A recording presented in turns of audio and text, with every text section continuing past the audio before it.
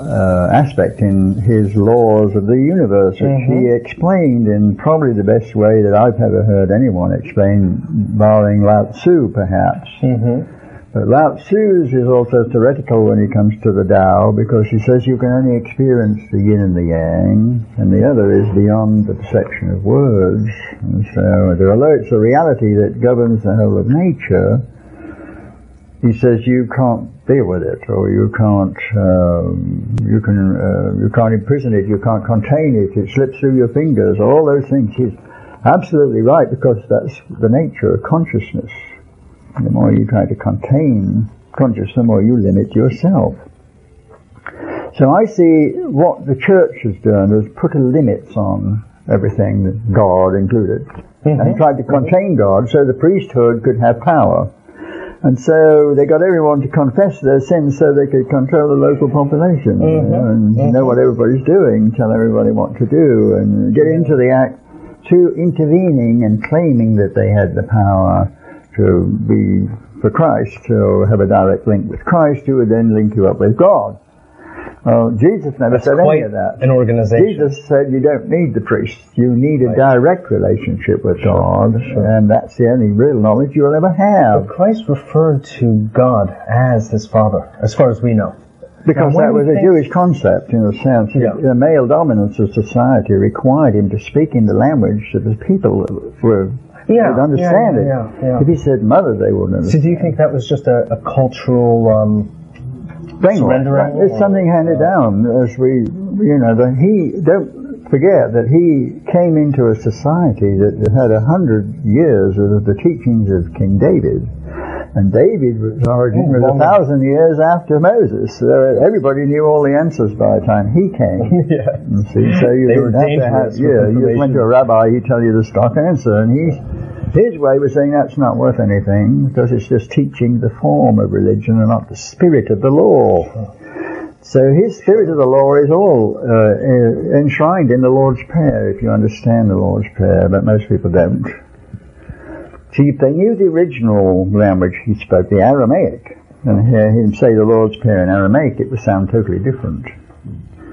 Do you know what the distinctions are between it in Aramaic and in Hebrew? Yeah, well, for instance, we say his teaching was basically surrender to God's will, or in the Lord's Prayer, it's like, as it is in heaven, so it is on earth, and by... That sounds positively alchemical. Yeah, it is. He said it, as in universe, so on earth. That's the way it comes across. That we talk about heaven and earth and in ways that are different to the universal consciousness that he was expressing. And he, I think, gave us the laws about how to live in that, but to get the essence out of them is very difficult, and you can't get it through religion. You can only get it through direct practice of what he said. Most people think the Sermon on the Mount is far too difficult and unrealistic, because they say, well, you've got to let the guy slap the other cheek.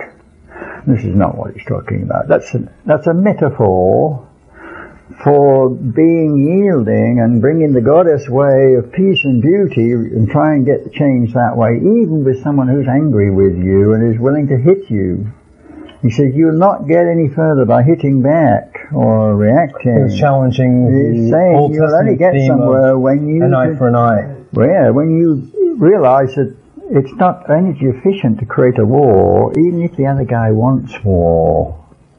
But to soften the vibrations and try and channel the anger and use it maybe, or go in the way with him and settle.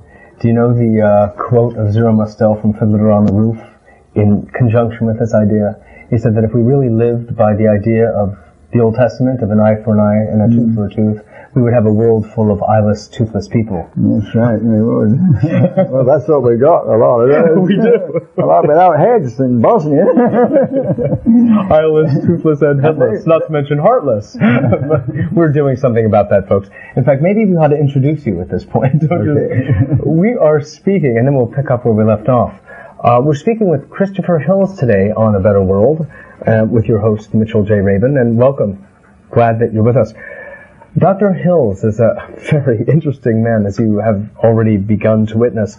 He's the author of some 27 books, and it would take too long to even name them all right now. He is a true revolutionary, iconoclastic, original thinker, and his thoughts and philosophy have spanned many, many different fields, from food to economics to how to live in this world in a most creative and fulfilled way. Some of the books that he has written are Dr. Hill's Brain Recharging System, Creative Conflict, Creative Imagination, Everything is Now, Exploring Inner Space. It goes on and on. I'm going to bring you right up to date and just show you the last book that Dr. Hills has written, called The Book of Vision. And this is generally available as it comes into focus. Voila. In bookstores across the country, Christopher? No, it's only just printed. That's practically the first copy. Oh, really? Because I only just grabbed them as they came out. And from the printer. Yes. Well, I'm honored to hold it.